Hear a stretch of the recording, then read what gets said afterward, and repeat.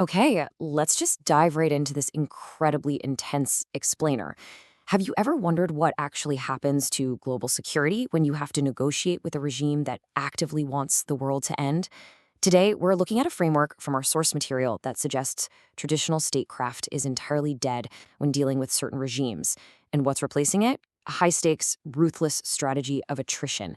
We are going to unpack the exact arguments and historical parallels used to map out this frankly terrifying perspective on modern warfare and global conflict. To make sense of all this, we're going to follow a quick roadmap. First, the breakdown of negotiation.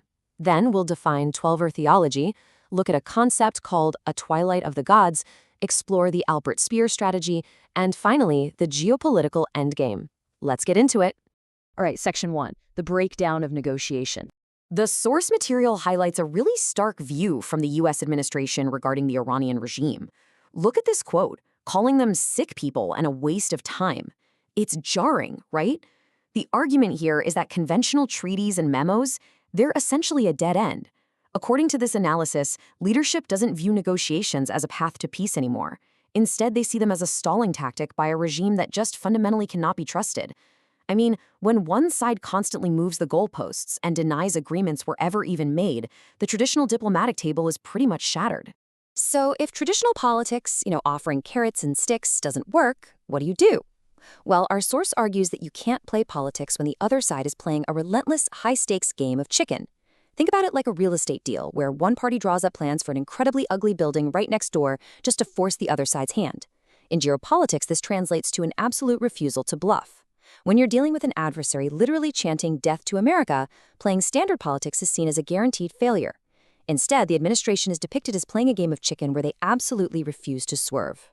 Which brings us to section 2, defining Twelver theology. This is where things get really intense. Because, according to the source, we aren't dealing with a standard nation-state acting in its own self-interest. We are dealing with true believers. The analysis warns that this leadership is singularly obsessed with an end-times theology. It's centered around the return of the 12th Imam, known as the Mahdi. And here's the kicker. They believe they can actively hasten his return. This isn't just some fringe underground belief. The source characterizes it as a foundational doomsday doctrine that completely neutralizes our standard diplomatic tools. It makes the global stage uniquely and terrifyingly volatile. The true risk lies in what this Twelver cult theology actually requires to happen. Step 1, the world must be washed in blood. Maximizing chaos and civilian casualties isn't just an accidental byproduct of war. It is literally the prerequisite for salvation. Then, the Mahdi returns, followed by a wild twist where Jesus allegedly appears to reject Christianity, and it all ends with global enforcement via execution, specifically by beheading. So you can see why standard deterrence is impossible here. The very bloodshed we are desperately trying to avoid is exactly what this cult actively demands. To put into perspective just how extreme this is, the source points out a crazy historical fact. Back in 1979, the leader of the Iranian Revolution, Ayatollah Khomeini himself, actually barred these very adherents from power. Why? Because their desire to actively trigger the apocalypse was deemed too crazy even for the revolution. Yet today, the source asserts, this identical extremist faction is entirely running the government. They hold the levers of state power and are aggressively seeking nuclear weapons. Let's move on to section 3, a twilight of the gods. To really grasp the psychological stakes here, the source draws a startling historical parallel. Hitler's absolute obsession with a 15-hour Wagner operatic ring cycle. In this story, the heroes literally embrace the fiery, apocalyptic destruction of the old world. In Wagner's opera, the gods don't sit down and negotiate. They march willingly into the flames, knowing the world must burn for a new purified order to rise. Just as Hitler used this mythos to mentally prep the German people for catastrophic sacrifice, the analysis argues that the modern Twelver leadership operates on this exact same burn-it-all-down philosophy. They don't dread the fire, folks. They're actively gathering the kindling. This apocalyptic mindset is exactly what culminated in the Nero Decree in 1945. This was Hitler's scorched earth order issued in the final weeks of World War II. He demanded the complete destruction of all German power plants, water facilities, factories, everything. So nothing survived for the victors. It was entirely all or nothing. And the source argues this directly mirrors the psychology of the 12 true believers. When pushed to the brink, they do not surrender. They attempt to take the entire world down with them as a necessary prelude to their prophesied rebirth. Take a look at this comparison. A rational actor dreads chaos, right? They rely on mutually assured destruction, mad, just to survive. But a true believer? To a true believer with a narrow decree mindset, mutually assured destruction isn't a deterrent, it is the actual objective. This is exactly why traditional negotiations fall apart. Threatening total annihilation doesn't scare a leadership that operates like this, it just gives them exactly what they want. They welcome the apocalypse. So how do you handle that? That brings us to Section 4, the Albert Speer strategy. Enter Albert Speer.